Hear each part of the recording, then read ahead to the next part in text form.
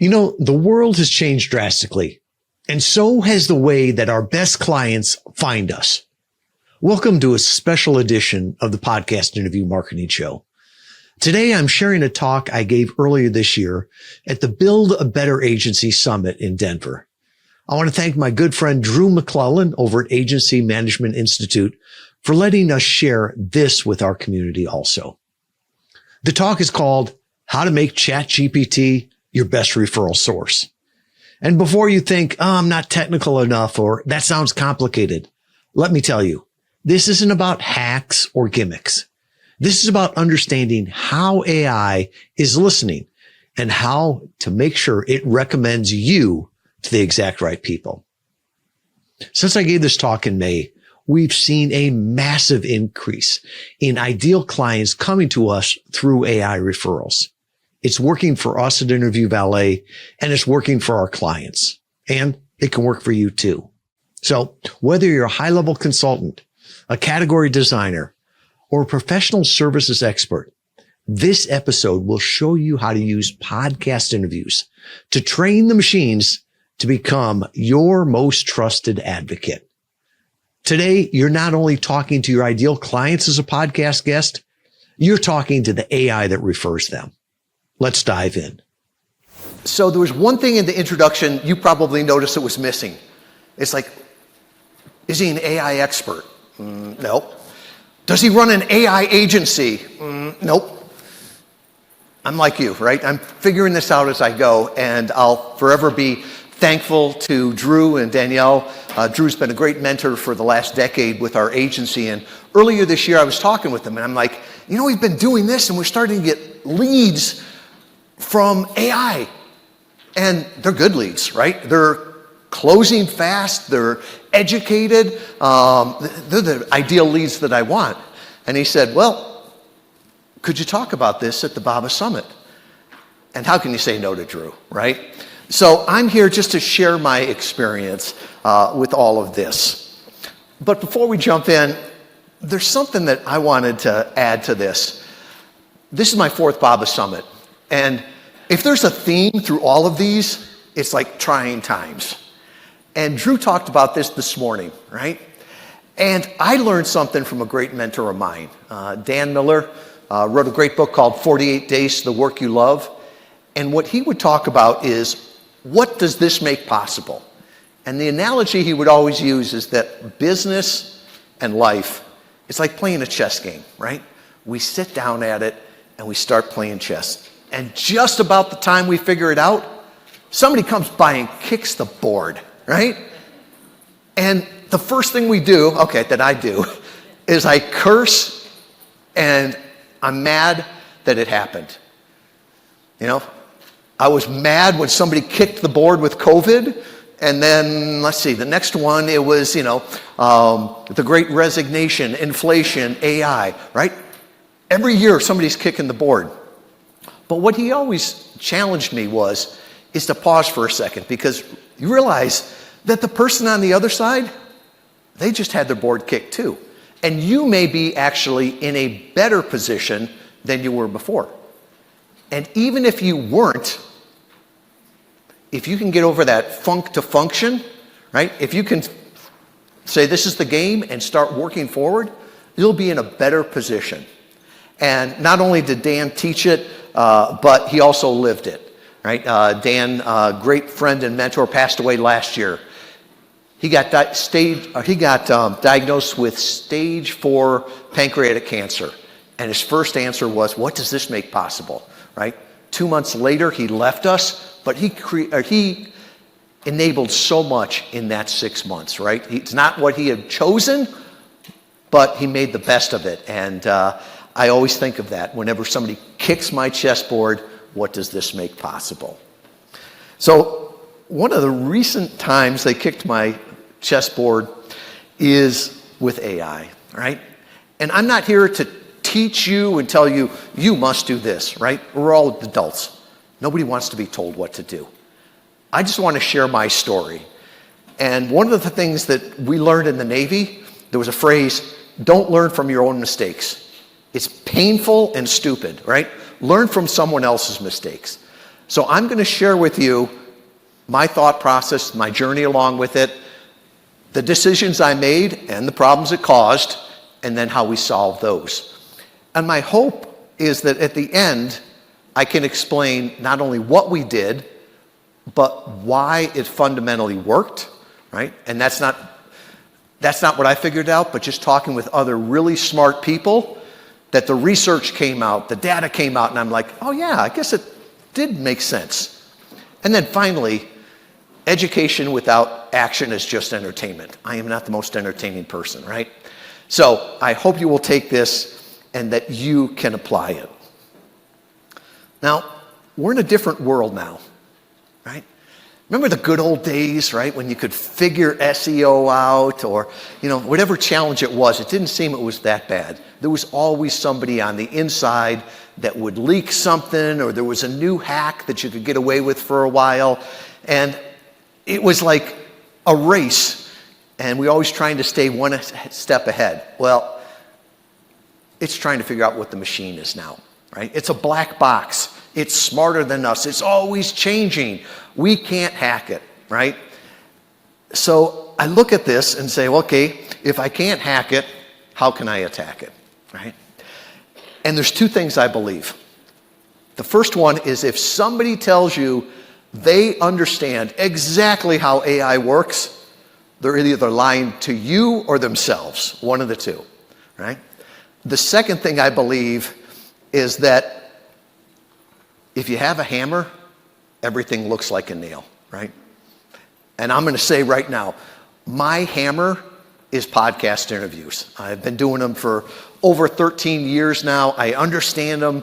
I understand how they work. And so I just looked at it as this is the easiest way to attack this. Now, could it be done with other things? Maybe, right? Test it, tell people about it. But we'll go through this and I'll show you how it worked and why I think it worked better than me spending hours and hours and hours writing blogs. So, some people will remember this movie, other ones won't. It's one of my favorite movies. It's called War of the Roses. And the way it starts out, if you don't watch the whole movie, it's a bad divorce story. And Danny DeVito is the lawyer. And he starts it out, and basically he said, sit down, I want to tell you a story.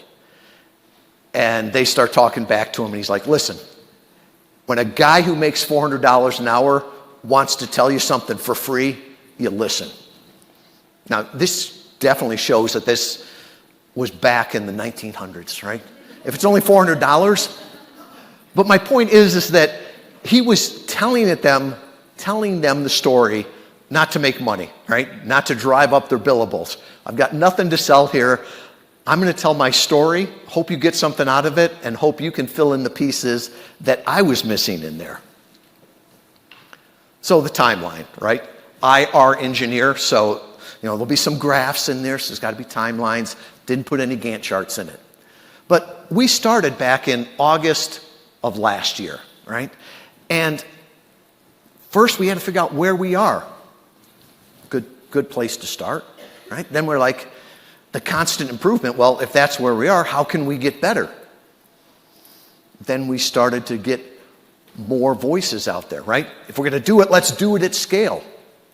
And then it caused some problems there too, right? And we'll talk about those. We got our first lead, and I'm like, this was great. I want more of these. And then we started to think, well, how do we target? How do we make the most out of every interview, right? As one of our clients taught me, and I learned lots from our clients.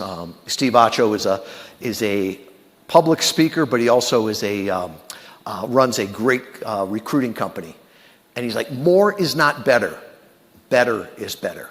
So we wanted to get more out of everyone. We wanted to get more results, not just do more activity. And not only did this help us with getting AI referrals, but it really changed our business. From the standpoint of our consistency, our message, our branding has gotten so much tighter from going through this. And I think it's an upward spiral that will go on there. So early on, we started to work with a company called Agent AI. If anybody knows Dharmesh Shah from HubSpot, it's one of his companies there. And we started to work with them because they came to us. We've worked with HubSpot numerous times over the last decade. And they said they wanted to get on podcast interviews because they saw the value of it with AI. I said, well, what do you mean? And they shared this AI grader with me. And how many people have seen this or tried this? HubSpot used to have that website grader. I think they still do. And you put your website in there and it'll tell you all the things that are wrong. Well, HubSpot now has AI search grader. And you put your company name in there, you put the category you're in, the location, and then the industry. And it'll give you a score, right? I'm an engineer, I like scores, right? So they're telling me, well, it's 72, that's great. Yeah, but it's not 100. And going through this, it'll even tell you where some of your competitors are too.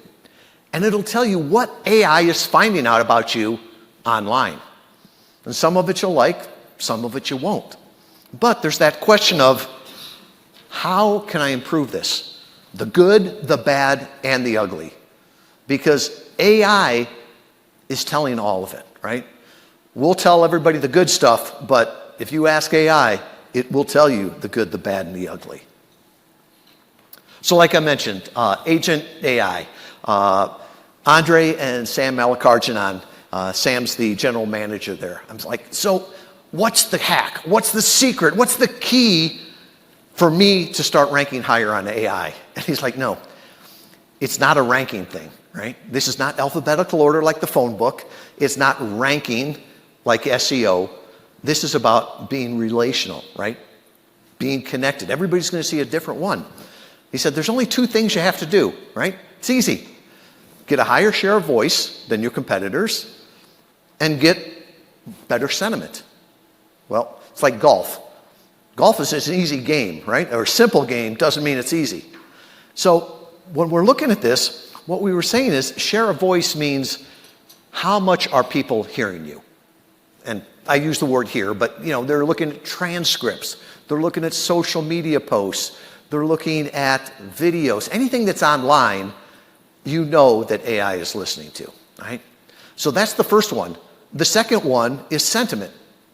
Are they speaking of you positively, neutrally, or negatively? Because if you've got a very, very high share of voice and it's all negative, ChatGPT will spread that for you. The flip side is you've got great sentiment, right? You've got all these customers that love you, but ChatGPT does. At home, we just say Chad. It's easier. Chad doesn't know about it, right? It doesn't help you. So I said, well, how do you get the share of voice and the sentiment up? And Sam looks at me and goes, that's why we're here, right? He's like, podcast interviews. He said, we've got to get out there talking about this, and it's 45 minutes of content, and it's all positive, right? No podcast interview is ever a hit piece. So they started going on the podcast tour there. And I know right answer when told. So if you're telling me get a bigger share of voice, to me that means, well, I've got to get out there more. But I'm already at this point doing about an interview a week. It takes me about an hour, but I don't want to just keep doing more, and more. So I looked around, and I'd encourage you to do this on your team too. There are other leaders there, other voices that would love to speak, right? You just need to give them the courage to speak. And the great thing is they have a different viewpoint, a different lens, right? We've got Kristen. Kristen is amazing. I can talk to strategy. She can talk to tactics, right? Super articulate and very, very educated, right? We've got Chloe. Chloe runs our health and wellness vertical. Now, the lights are on here, and I'm not wearing black, so you can definitely tell I am not the face of health and wellness for our vertical, right? But she knows this. She can speak to them in their language, right? I don't know the difference between a keto and a calorie. So she can talk about the category and have it context to them. Liz gives us gravitas. She came from the PR industry. She's worked in Silicon Valley. And then we've got a small division, Ivy Espanol. I do not speak Spanish. Took it for 4 years in high school and know how to swear. That's about it. Well, Christina can go out there on podcasts now and get that tone of voice or the share of voice and the sentiment for us even in other languages. So we started to ramp it up, right? I trained them, I helped them, I got them all the equipment. So I'm doing about 4 interviews a week, and 4 interviews a month, and they're each doing about 2. Now, if you think about it, an interview is about 45 minutes. Most people speak at about 150 words a minute, and the guest is probably talking 70% of the time. So I'm creating about 20,000 words of content for our clients and the AI that's listening every month. And my team now is creating 40,000, right? As I look at that and saying, if each blog is about 1,000, we're doing, 60 blogs? It seemed a whole lot easier to do it that way. And I was interested because I knew other people were using ChatGPT and, man, they were pumping out the blogs, right? They were doing more than 60 a month. So I thought, well, this is the path we're going to go on here. And then it hit. I'll never forget this. This was the Thursday before Thanksgiving. I was actually at Annapolis giving the eulogy for my college roommate. And this pops up. And it's the first lead that we've gotten from ChatGPT. And I was like, wow, I guess it sort of works. That was the Thursday before Thanksgiving. That was a paid customer by Thanksgiving. It was like inbound on steroids. He had done all the research. He knew things that I didn't think were publicly available. He had gone through and knew why he wanted to choose us as opposed to someone else. And it just opened up the window to me. It's like everybody's emailing me saying, we can get you more leads. I don't want more leads, right? I got to work leads. Leads take time. I want more ideal customers. And AI is bringing me ideal customers. So in politics, they talk about the October surprise, right? I had the November surprise. I was there talking to a client of ours, Grant Shipman. He's like the guru of co-living spaces. And if you're like me, you've got like 10 different tabs open on your computer.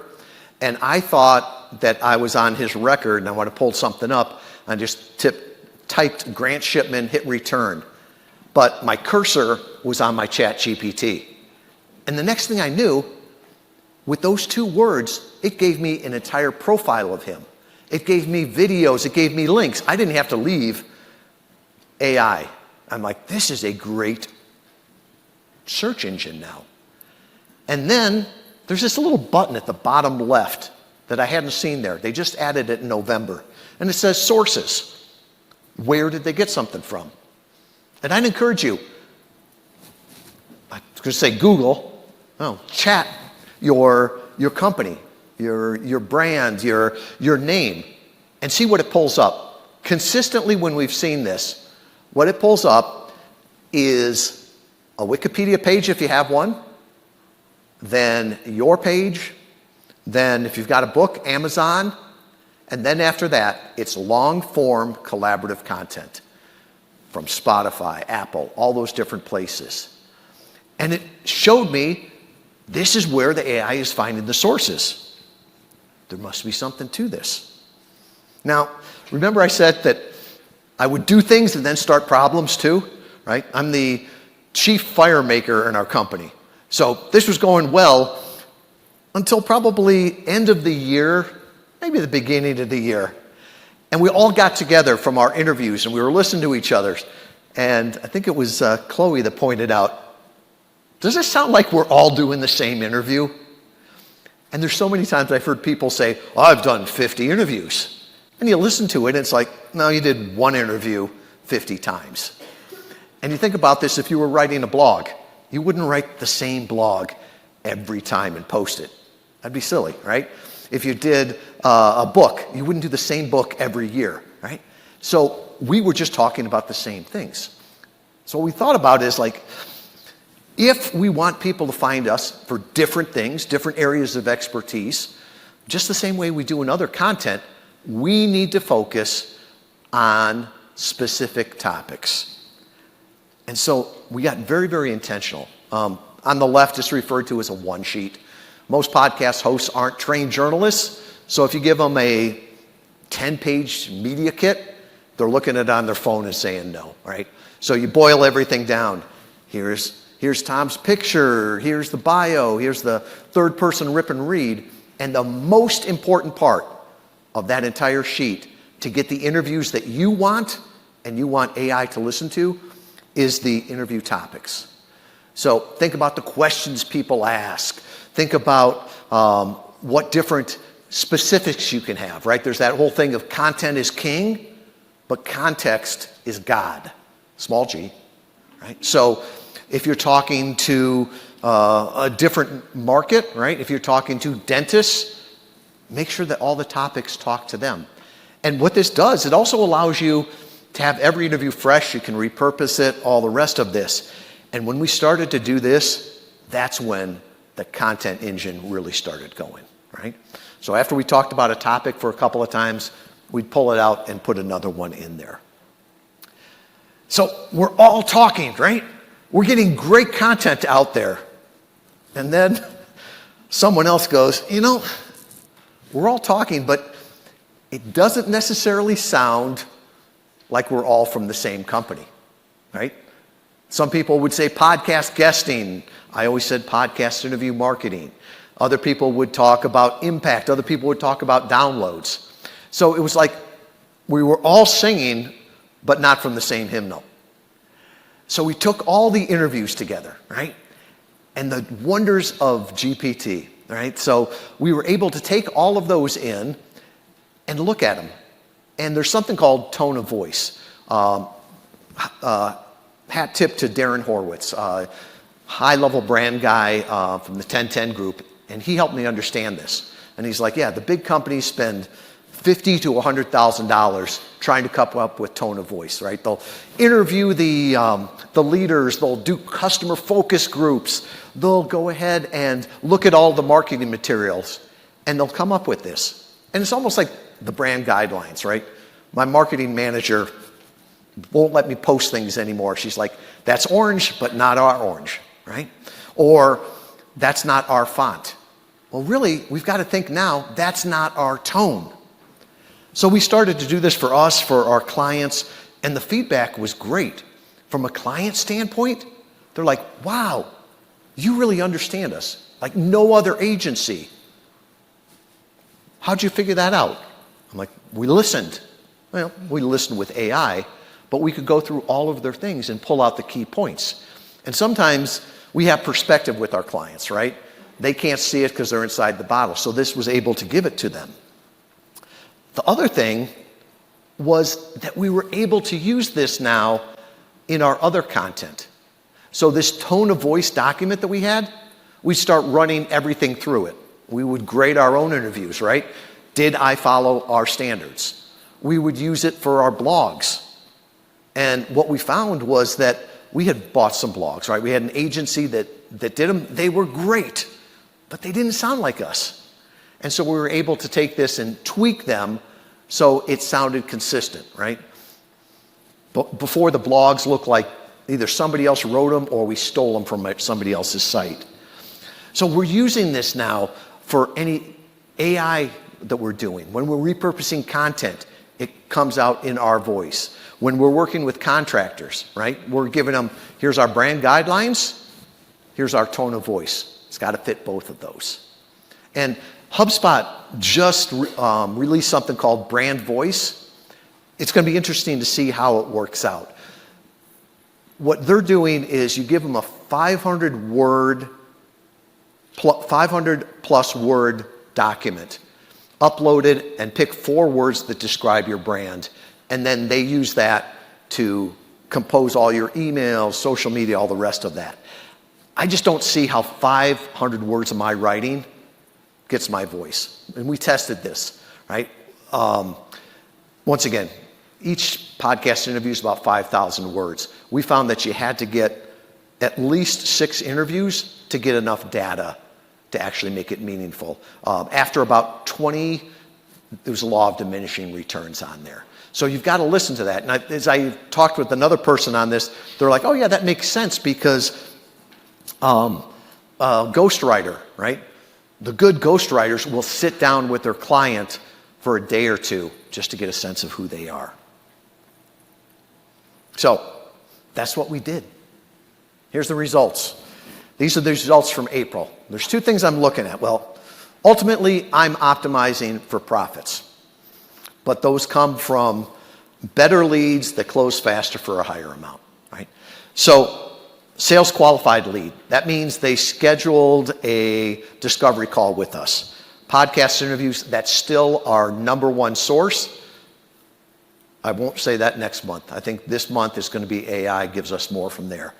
We get a lot of referrals, a little bit organic, a little bit of social. And somebody asked about paid. I turned paid off in March.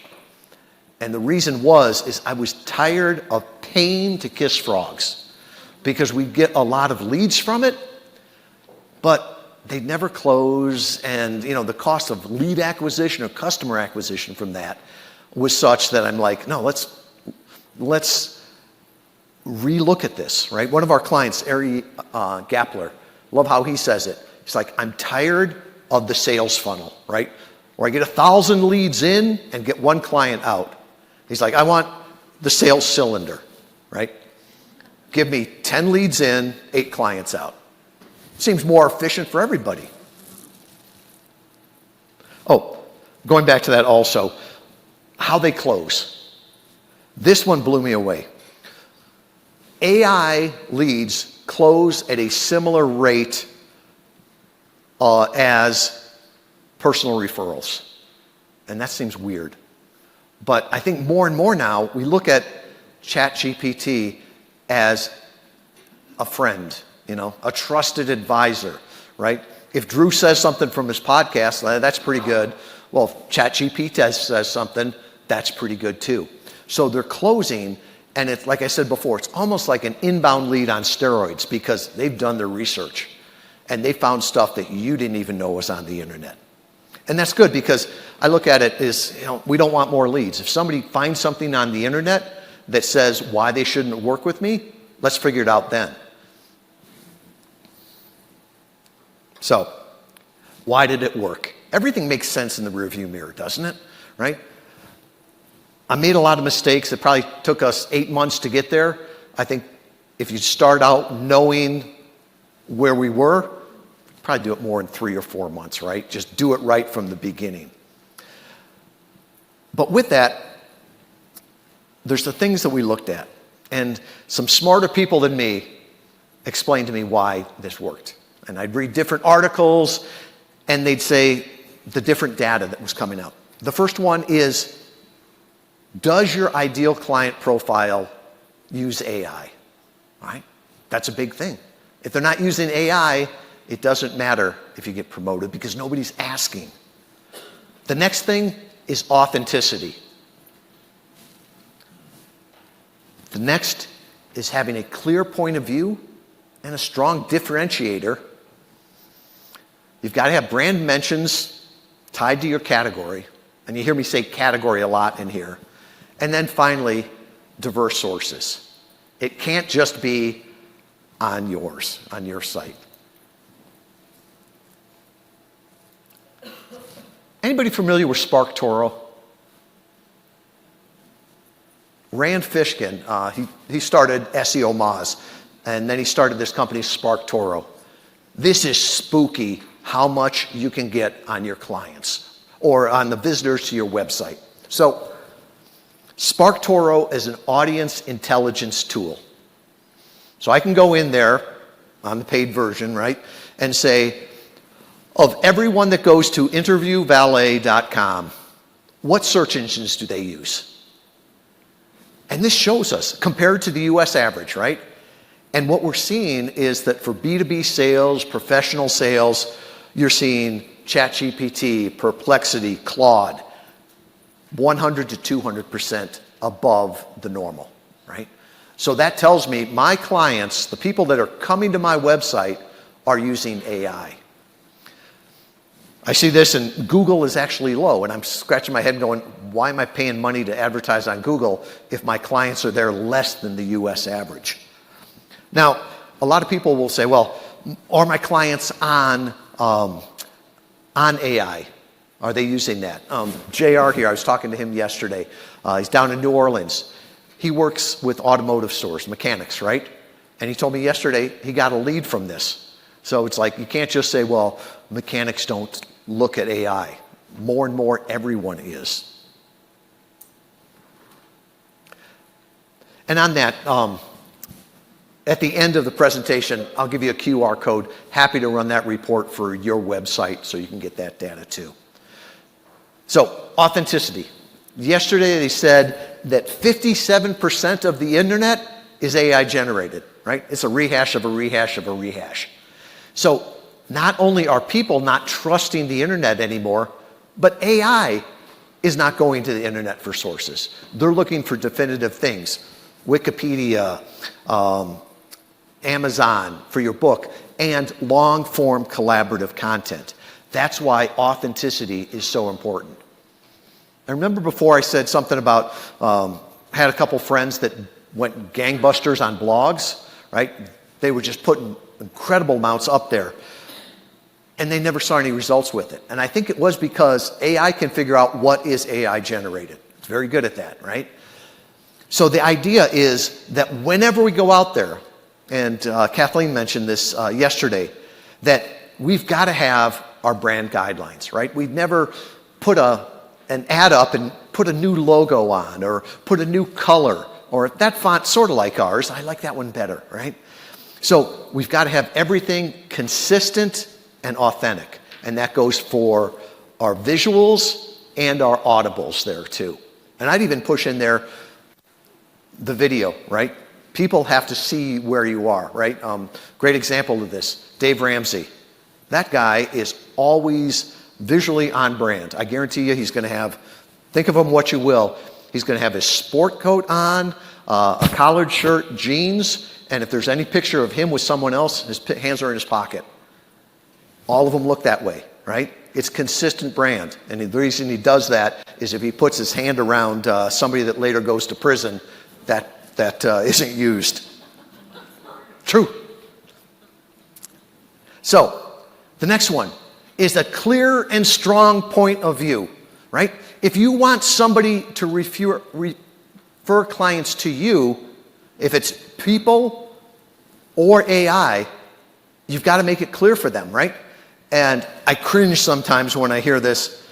I help small and medium-sized businesses who are stagnant so they can grow.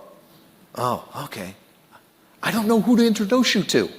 Or if you say, I am a full-service digital marketing agency.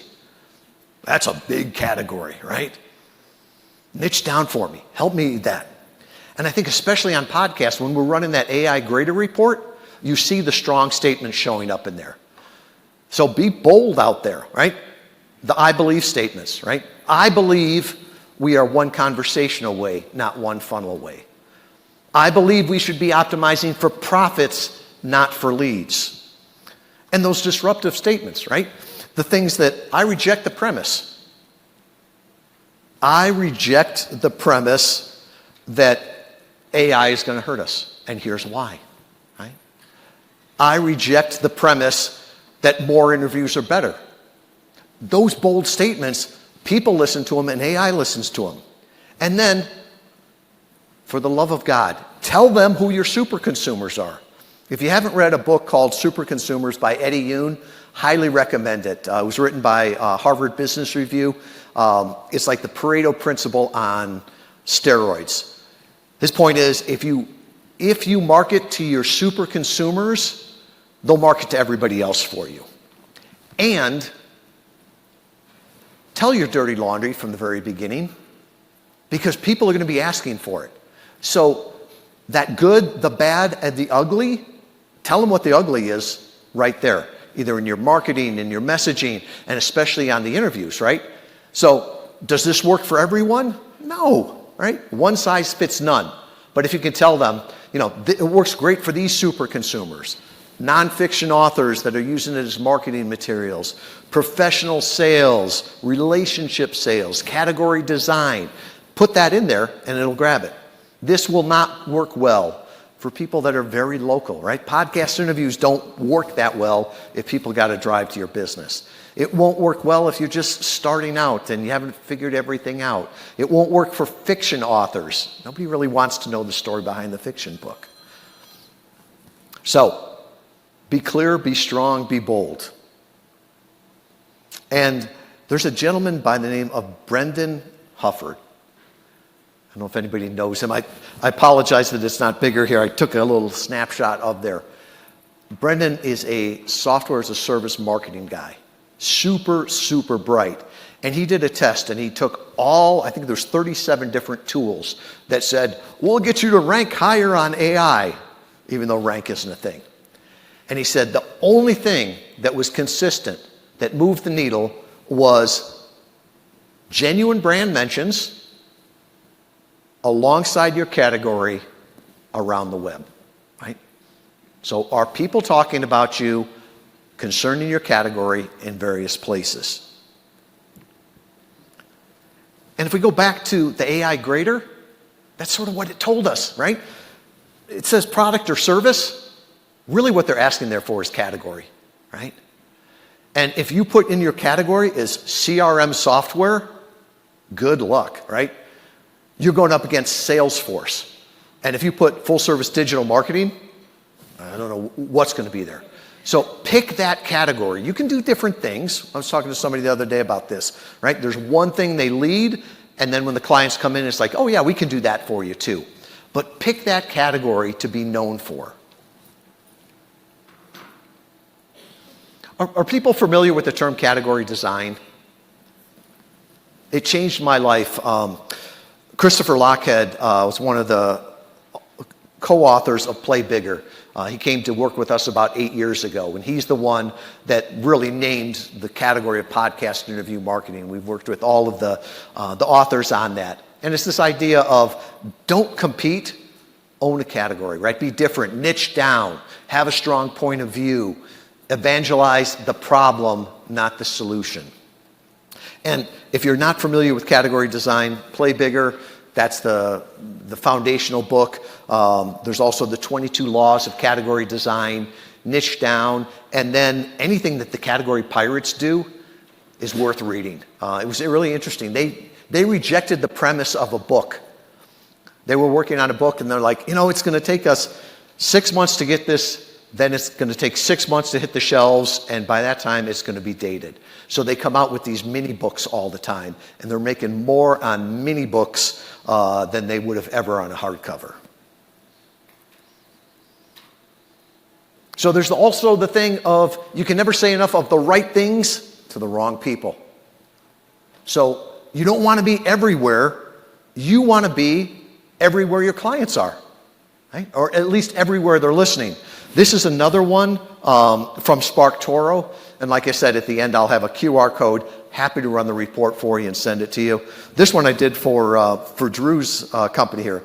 Everybody that goes to AMI, what social platforms are they on, right? And if you look at this, everybody's like, oh, you've got to be on YouTube. Well, Drew's audience isn't really on YouTube.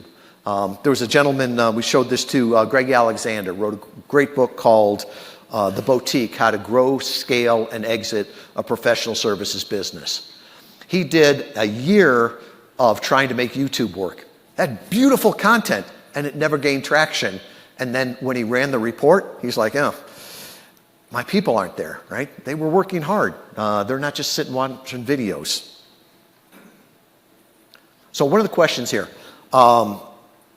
someone had mentioned their own podcast.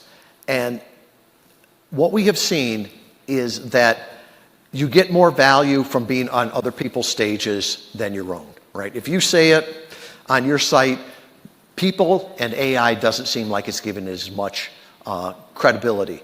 So when we go to sources, the long-form collaborative content is typically what they're calling out from other sites, not yours. So if you've got a podcast, that's great. That's great for nurturing leads, nurturing customers. But if you want to get new leads, new exposure, that's all about going on to other people's audience there. So, my challenge to you, right, is take this, and the world needs to hear you now more than ever, right? Increase your share of voice, right? Get out there more. Be you. No one can copy that. Be authentic. If they don't like you in the sales process and the marketing, they won't like the operations, right? The delivery. So make sure that you're authentic. We'll turn you up or turn you off. Always stay fresh with the topics, right?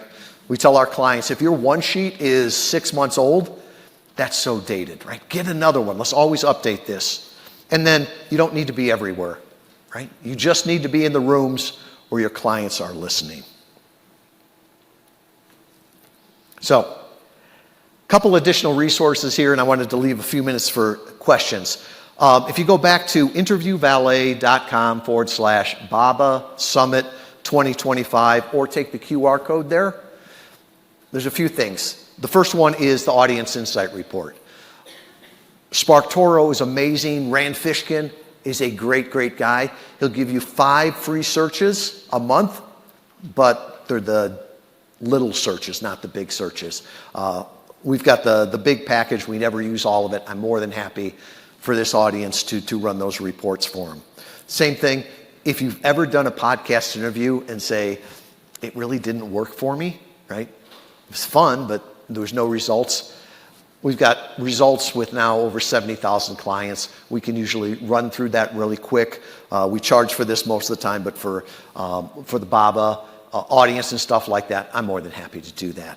And then finally, if any of this made sense, or you'd like to talk to me about how we do the tone of voice or the targeting or podcast interviews, I'll put my calendar up there too.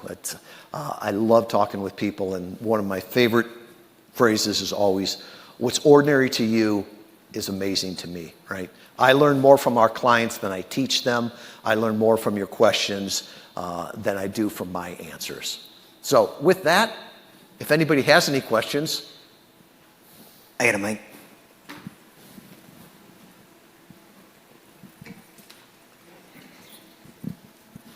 One of the things I've noticed about podcasts is there are a lot of people who have podcasts. They're not sure really why, and I don't think that they have much of an audience in some cases. Does it matter when you do these interviews at like how often they are downloaded or seen by people? We look at impact, not necessarily downloads. And your point is well taken, right? There's hobbyists out there, right? And we all start someplace. And then there's other people that are serious about it. My big question always to people, would you be proud to be seen in this room, right? If somebody Googled you and found this podcast, would it help a sale or kill a sale? I can remember one of our clients came to us, and I was blunt. He said, I said, well, why are you here? You know, what can we do for you? And he's like, well, I think most of digital marketing is like advertising above a urinal. And I said, what do you mean by that? And he's like, they tell me I have to be seen everywhere. He's like, I'm a high-level consultant. You know, if I'm seen in a bathroom or on a park bench or a bus, that's going to kill me, right? I want to be seen where people are making decisions where it helps my brand. So I would look at that. Not necessarily downloads or something. You know, Joe Rogan, is that a great podcast? It's a popular podcast, but I don't know that I'd sit down with a comedian for 3 hours, right? And I don't know that my clients would be listening to it. So I would always look at the impact, right? Do they have access to other things, their social media? How could you repurpose this content? So I would look at all of that. And there's other things, ratings and reviews. Even Apple has said it's a total joke. The bots have taken that over, so. Hi. Oh, gosh, that's Yes. loud. Sorry. Hi. That's okay, I can't see you. Oh, good. Hope everyone else can. Okay. My name's Dina. I thought you did a great job. I really enjoyed this. I'm from EMC. Admittedly, if I missed this, I apologize. But the AI search grader that you had up there for AI and for the social was really interesting. What are your thoughts on running that for your biggest competitors? Great question. In fact, Justin, who's sitting right behind you there. We were talking about that this morning.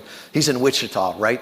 And we were talking about his audience. And even when you fill out that form, it'll ask you for your biggest competitor, because a lot of times you don't have enough traffic there for it to be meaningful. So run it on your competitor, right? Run it on lookalike audiences. So as Justin and I were talking about it, he's like, oh yeah, Donald Miller is my audience, right? People that follow him. And I'm like, oh, you ever heard of Ray Edwards, right? That would be another great one, or Michael Hyatt. So going to lookalike audiences there to figure out where your people are, especially if you don't have the volume there, or if you're breaking into a new market, that's a great way to do it. Over here. Hello. You showed the Randfisk report, and it showed that AI was driving a lot of the traffic for your company. Have you looked, though, where that LLM was getting that? Like you showed Reddit was really low.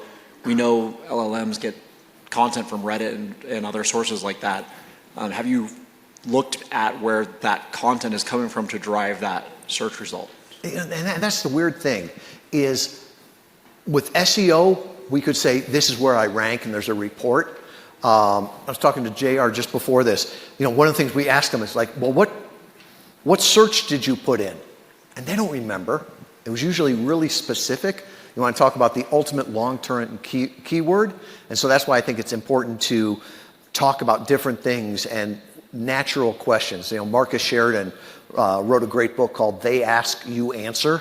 And to me, that's what this is, right? Giving a keynote is tough. Giving a presentation is tough. But showing up and just answering questions about your area of passion and expertise, that comes out there. So right now, we don't have the insights into the black box that said, this piece of information drove this, drove that. And even when I say they came from AI or ChatGPT, that's an open-ended question that we always ask them, right?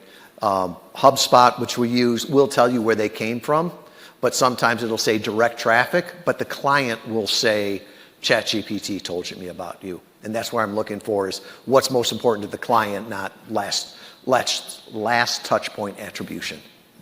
Does that make sense? Yeah, just kind of a question about that is... Can we get him the microphone again? I just think to your point, though, is that those other search sources you don't want to give up on, because they might be driving the traffic to AI as well. Even though the report shows they're not driving it, they could be. Good point. And it's not like an all or nothing, but if I've got a limited amount of budget, I'm probably going to put it where they are the most compared to the average, right? And there's testing on it. And this is just one data point on that. I'm curious about the podcast traffic and the YouTube traffic for AI. I asked ChatGPT while you were talking if it pulled from podcasts and YouTube, and ChatGPT said, no, it doesn't unless you feed in a transcript. And I'm curious, how does that content from these sources work into these AI search results? Yeah, so if you look and go into a search and hit sources there on the right-hand column, it says where it pulls from for your search there. And that's where we're seeing it's pulling from Spotify, Apple, those sort of things. And doesn't have to be the transcript, right? And there's a lot of black box behind this. I think the idea of, oh, we got to speak in keywords right now is laughable, right?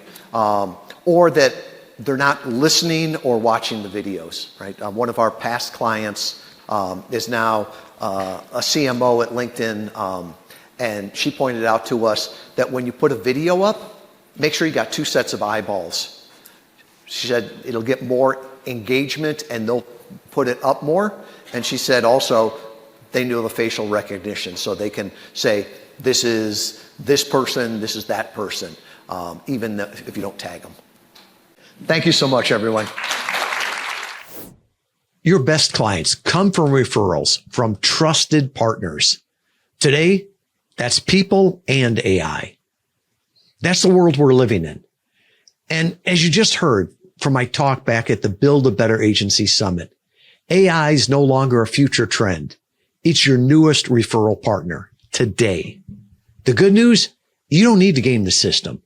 You don't need to spend a lot of money. You just need to feed the AI what it loves. Long form, authentic, human content. Podcast interviews give you your share of the voice, the positive sentiment, and the contextual context that helps AI and your ideal clients understand exactly who you are and who you help. If you want AI to recommend you, you need to make sure it's got the right data to pull from. And that starts with intentional interviews, clear positioning, and building your digital reputations in the rooms that matter. Now, if you're ready to see how this strategy could work in your business, head over to interviewvalet.com. There you'll find extra resources, tools, and even a way to schedule a quick conversation with me. SEO is dead. AI referrals are the future. Let's make sure they're sending the right people your way. Stay strong. The world needs to hear you now more than ever.